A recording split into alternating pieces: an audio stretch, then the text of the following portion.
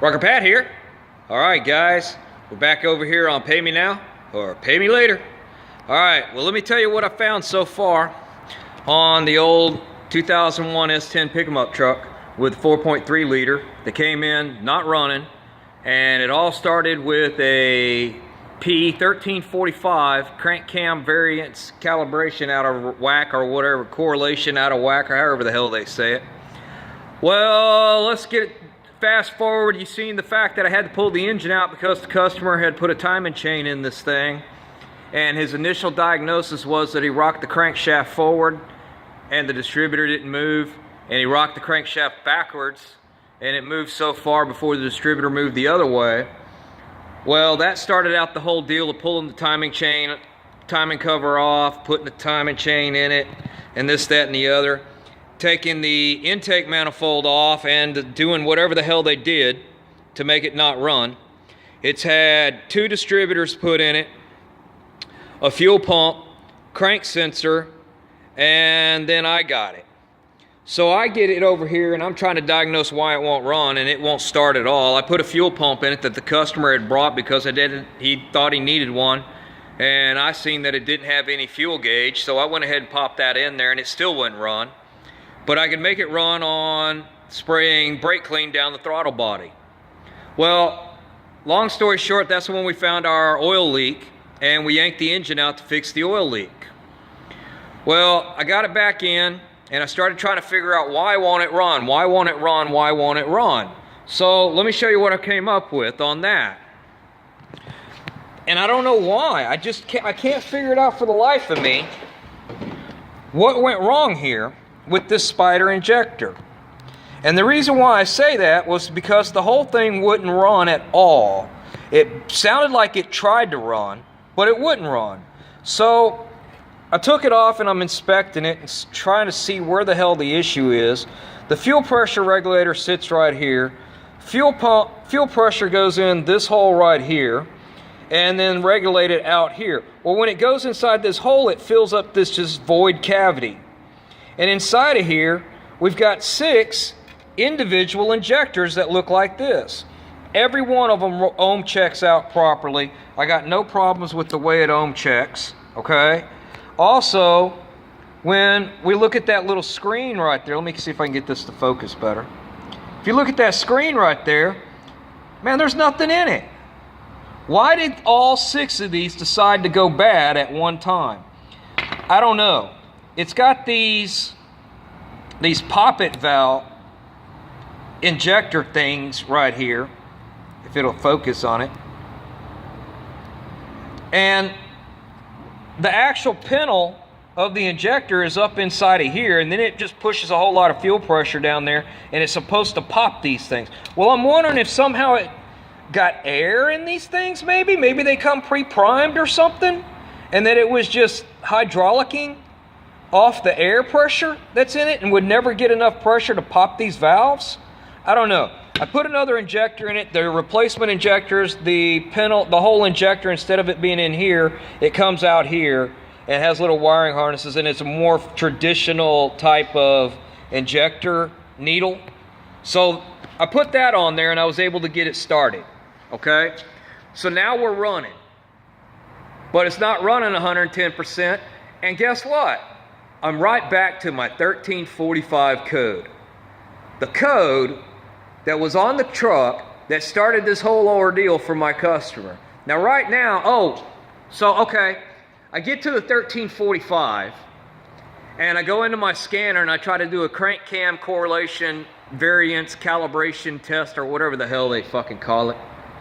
Some shit like that. When you mess with these distributors on this thing, you got to calibrate the camshaft and the crankshaft so the computer knows basically how much slack is in the drivetrain of the valve train between the timing chain and the cam gear, distributor gear. So you got to do a calibration on that. Well, it kept kicking it out, wouldn't do it because the Prindle switch on this damn thing, where's that at? Where's that bright idea that GM had? The Prindle switch decides it doesn't want to go into park or neutral. Well, it won't do the calibration until it goes into Parker neutral. Now, man, I'm already touching over budget on this job already, man. I told the dude it'd run him somewhere around $1,500, and I'm already over 17 on this job. So now I got to go get a Prindle switch. Now, look at this big badass operation right here, okay? The Prindle switch was $32. But that connector, okay, right here, which seizes itself into these things, and the other one usually does it as well, but I was able to get it out and salvage. That connector is $100 fucking. How is something that has no motherfucking moving parts in it $100 fucking, and this damn thing that's got all these damn moving parts and all these injected molded pieces and stamped out this, that, and the other is only $32. This is what I don't understand sometimes about these parts pricing when I make my way down to the auto parts store to buy shit. It's like, how the hell is some things next to nothing and other things that should be next to nothing, like a stupid connector that does nothing, but yet it's $100 fucking. What a ripoff, man. So anyway, I finally got the Prindle switch on it this afternoon, and finally got it to do a crank cam calibration test. And the reading on this on my cam retard ought to be +2 to -2 is going to be my sweep of a range in which I have to calibrate this camshaft. If it's anywhere further than -2 degrees off or +2 degrees off, it's going to throw the 1345 code. Well, I go and calibrate it, I'm at -27. What the fuck? Okay, well, you think you're at -27, go ahead and throw that son of a bitch tooth forward, right? And that ought to solve my problem. I ought to be within my zone at that point.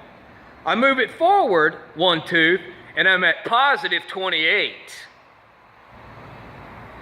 What the fuck is going on here? Well, I figured it out.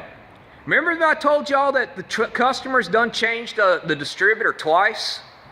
I sure would like to see that original distributor, because here's the distributor that I've been running it on, and I just took it out of the truck. Let me see if I can get another flashlight over here on this and see if we can see this a little better. Wherever my other flashlight went, here it is right here. So, what I have just figured out, this is a brand new distributor. Let's see if we can get some light on that. Look at that gear right there. You see how that's starting to chew up already? It's sharp. Look at how it's wearing on there, okay? Well, what's happened is, and I guarantee you at this point, man, that's sharp right there on that edge. That's just gonna wear the hell out. That is just gonna keep eating itself up. So I guarantee you that that distributor, that cam gear where this rides is not square and flush, it's concave now, okay? And that gear is going in there and it's able to rock back and forth. And that's throwing me out of timing, okay? And that's what I believe is the reason why this truck has been throwing its 1345 the whole time. You see the pattern, how low it is on the gear? You see that gear right there? I mean, damn.